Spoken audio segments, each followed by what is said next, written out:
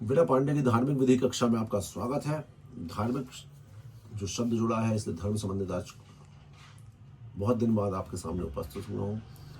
और आज मैं जो टॉपिक रहेगा वो टॉपिक मैं बताना चाहूँगा, बहुत शॉर्ट बताना चाहूँगा कि जो उत्तर प्रदेश में कुछ लोग की मृत्यु हो गई थी भगदड़ को लेकर, उस संदर्भ में तो बताना चाहूँगा कि जैसे बागेश्वर धाम जी ने बोला था कि जो लोग मृत्यु हुई है उनको मुक्ति मिली है, वो सत्य कहें।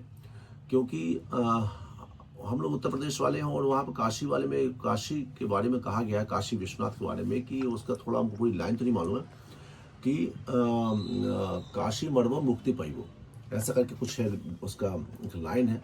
मतलब आपकी मृत्यु यदि काशी में हो जाएगी तो पूरे स्वर्ग की प्राप्ति होगी। उसी प्रकार तीर्थों का राजा प्रयागराज, और प्रयागराज में किसी की होती होती है तो उसको स्वर्ग की प्राप्ति होती है। तो प्रश्न हो, फिर लोग ने टिप्पणी कर दी कि भाई यदि ऐसी बात है तो तुम मुक्ति ले लो। तो बोले नहीं, मैं मुक्ति नहीं, क्योंकि मैं यदि आत्महत्या करूंगा तो आत्महत्या दोष होता है और आत्महत्या मुक्ति का रास्ता नहीं होता है। वो तो परमात्मा तय करेगा कि आपकी मुक्ति कब होनी है। एक बार एक ऋषि मुनि थे, उन्होंने रावण ने क्या किया था, रावण ने भगवान शंकर के प्रति इतना ज़्यादा समर्पित हो गए थे कि वो भगवान यदि तुम प्रसन्न नहीं होगे तो हम अपने गर्दन काट देंगे। और मात्र भगवान को बताने के लिए कि मैं इतना समर्पित हूँ आपके लिए, वो अपनी बाबा गर्दन काटते जाए। भगवान ने उनको आशीर्वाद वरदान दे दिया। एक ऋषि मुनि थे, उन्होंने ये देखा कि दशानंद ने इस प्रकार का कृत्य किया, उनको वरदान मिल गया दशाशीष का, तो मैं भी अपना अंग काटूंगा तो दशानंद जैसा मुझे वरदान आ जाएगा। तो दशानंद ने क्या किया था, रावण ने, उनके तो भगवान प्रति समर्पित थी, लेकिन ये व्यक्ति ने क्या किया, ये अपना अंग इसलिए काट रहा है कि रावण को चूंकि वरदान मिला तो हमको वरदान मिलेगा। तो भगवान ने उनको श्राप दिया कि तुमको अंग काटने का अधिकार नहीं।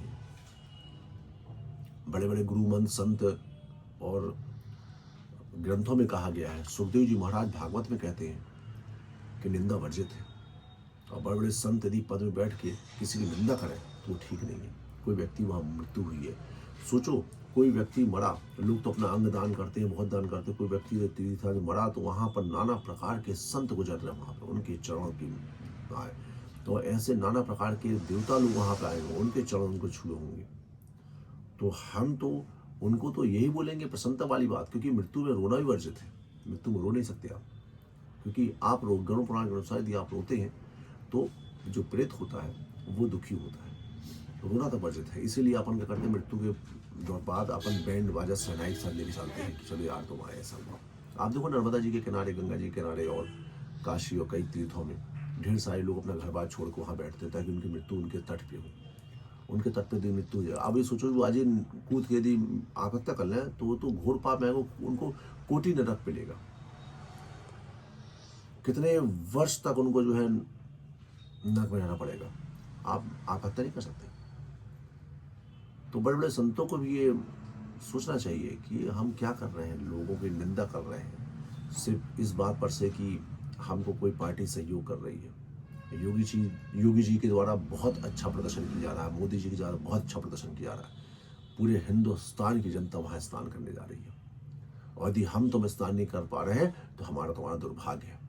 बढ़िया वहाँ जाओ, कुंभ में बढ़िया स्नान होना चाहिए, वहाँ की रेत आपको लगना चाहिए, वहाँ का आपका वहाँ की वातावरण जो वायु में अमृत है उसको वो होना चाहिए। क्या होगा क्या नहीं होगा परमात्मा तय करेगा, लेकिन निंदा नहीं करना चाहिए। और मैं भी सोचना बागेश्वर धाम जैसे है कि यदि व्यक्ति वहाँ पे किसी की मृत्यु, मेरी मृत्यु वहाँ होती है तो मुझे मुक्ति मिलेगी। मैं यदि तीर्थ रास्ते में जा रहा हूँ, यदि मान लीजिए तीर्थ रास्ते में जाते हुए मेरी रास्ते में मृत्यु होती है, तो मैं पुराण पढ़ा हूँ किसी पुराण में कि उसमें भी आपको मुक्ति मिलेगी, क्योंकि आप रास्ता तीर्थ का अपनाए थे। फिर तो वो तो प्रयागराज में उनकी मृत्यु हुई। तो बोले वीआईपी लोग को क्यों नहीं मिल पाया? नहीं होगा उनका भाग, नहीं होगा हम तब किसी फिल्म स्टार का, नेता का भाग, लेकिन उस व्यक्ति का भाग होगा। भगवान ने उसको चुना कि तो हमारे लोग में आगे सेवा दो। ग्रंथ जब तक नहीं पढ़ोगे तो आपको उसका उत्तर नहीं मिल पाएगा। आप ग्रंथ पढ़िए, भागवत अच्छे सुनिए, तो आपको सबको मिलेगा।